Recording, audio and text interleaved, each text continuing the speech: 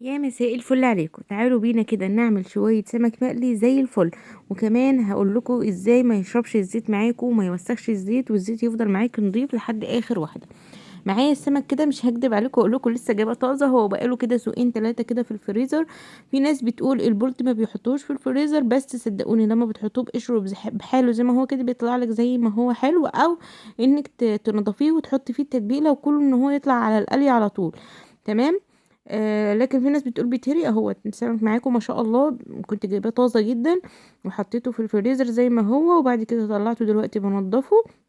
بشيل القشر بتاعه، طبعا كلنا بنعرف ننضف السمك. بشيل القشر بتاعه والبطن بتاعته واقطع كده الزعانف بتاعته. وبقى معايا بالشكل دوت، حطيته في ملح وليمون ودقيق.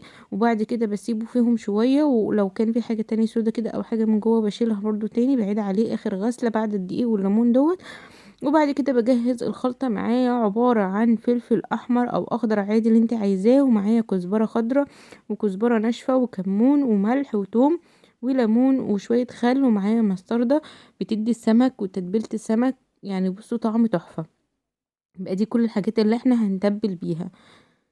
كل الحاجات دي كده همسكها اضربها في الكبة، لو هي مش مضروبة عندك، انا عندي كله مفروم، فانا هقلبهم بس كده بايدي وهعصر عليهم الليمون، وانزل عليهم بمعلقة من الخل واقلب كله. طبعا عايزة تدوقي الخلطة، هي ملحها تبقى زايد شوية سنة صغيرة عن الطبيعي، علشان السمك بيحب ان هو يتملح كويس عشان يديكي طعم حلو، لان اللحم بتاعه بيبقى عادب جدا. قلبنا كده كل الخلطة في بعضها، وطعمها بجد وريحتها تحفة، وهنحشي بيها السمك. عايزة تعملي في فتحات وتحشي الفتحات بتاعته عادي برضو مفيش اي مشكلة. وهدهن من فوق كده بس السمك شوية، وهسيب التتبيلة ديت نص ساعة، ساعة، ربع ساعة، حسب الوقت المتوفر عندك سيبيها.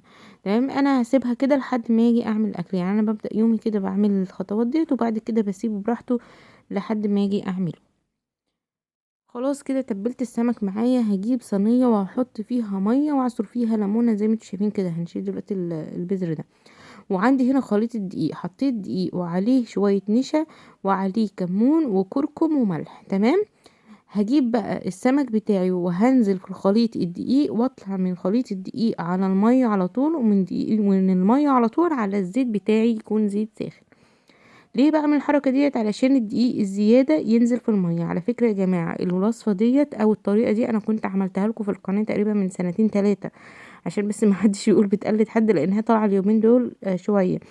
فانا كنت عملتها لكم برضو على الصفحة تقريبا من 3 او 4 سنين كمان، كنت منزله الطريقه دي على الصفحه. فانا بعمله كده على طول علشان الزيت عندي يفضل نضيف، واعرف اقلي لاخر قليه، والسمك يبقى لونه فاتح من غير ما يبوظ، او من غير ما لونه يغمق قوي. تمام. فانا عملت كله كده. بصوا، ما بتلاقوا مفيش حاجه خالص نزلت في الزيت، يعني بصوا مفيش اي بقايا دقيق خالص نازله في الزيت اهيت. لو نزل ممكن ينزل شويه من الخلطه اللي في بطن السمك وخلاص على كده، يعني ممكن تصفيهم باي حاجه، لكن ما بتحرقش الزيت يعني. بعد كده بقلبه على الناحية التانية، وبعد ما بقلبه على الناحية التانية واخد لون، ببدأ ان انا اهدي النار واسيبه ان هو يستوي شوية، وبعد كده اقوم معلية تاني قبل ما اطلعه من الزيت. انا اول ما بوصل للون اللي انا محتاجاه خلاص كده بقوم مطلعاه على شبكة او على مصفى او على منخل، اي حاجة عندك مصفى. المهم ان هو ما يطلعش على طبق على طول او على مناديل، علشان ما يطريش ويشرب الزيت بتاعه تاني، احنا عايزينه يصفي الزيت. ده تاني دور. شايفين المية بقى شكلها اتغير من الدقيق اللي نزل فيها. هناخد برضو من الدقيق والنشا على المية، وهنا عملت شوية رز كده حبة حبة، واطلع منهم على طول على الزيت زي ما انتوا شايفين كده. ودي كانت اخر قلية، وشايفين الزيت منظره عامل ازاي تحفة. ده شكل السمك كده، وعايزه اقول لكم والله كان افتح من كده وتحفه بجد، كان طعمه حلو قوي. بعد ما بيطلع كده برش عليه يا اما شويه خلطه من اللي احنا كنا عاملينها، يا اما ملح وكمون وكزبره. شايفين الزيت كمان بعد ما قليت فيه بسارية كمان بعد السمك، يعني كمان قليت في الزيت بسارية بعد السمك، بس عملت فيها نفس الخطوه. شايفين شكله؟ بصوا رايق وتحفة، ان انت تقدري ان انت تصفيه بس من بقايا الحاجات اللي فيه ديت وتستخدميه تاني. وده كان شكل السمك معايا. شايفين؟ زي اللي انت بتشتريه من بره بالظبط، وكمان كان طعمه تحفة جدا جدا. التتبيلة بتاعته مظبوطة بالشعرة، وترش كده بقى على وشه ليمون، مش عايزة اقولك. يعني انا كده رشيت ليمون ورشيت رشة شبت وكزبرة وشوية ملح وكمون وكده، وكمان عملت شوية بالصلصة، صلصة توم عادي بالخل والكزبرة والكمون والملح، وبعد كده بنزل فيها السمك. واسيبه كده يتشرب منها. وده كان شكل الاكل معايا، شويه رز حبه وحبه مع شويه سلطه مع سمكيه من الجلد التحفه ديت وسمكيه من بالصلصه. حاجه بجد تحفه واكله مشبعه ولذيذه. وكمان عايزه اقول لكم يعني كيلو البولت ب80 جنيه، كنت عامله كيلو ونص، كان يعني ما شاء الله كتير وكفى كتير واتبقى منه كمان. وبعد كده عملت شويه الرز والبتاع وكانت اكله تحفه. جربوها هتعجبكم بامر الله. ما تنسوش بقى اللايك والاشتراك في القناه علشان يوصلكم مني دايما كل جديد وتشجعوني. اسيبكم بقى في رعايه الله، والسلام عليكم ورحمه الله وبركاته.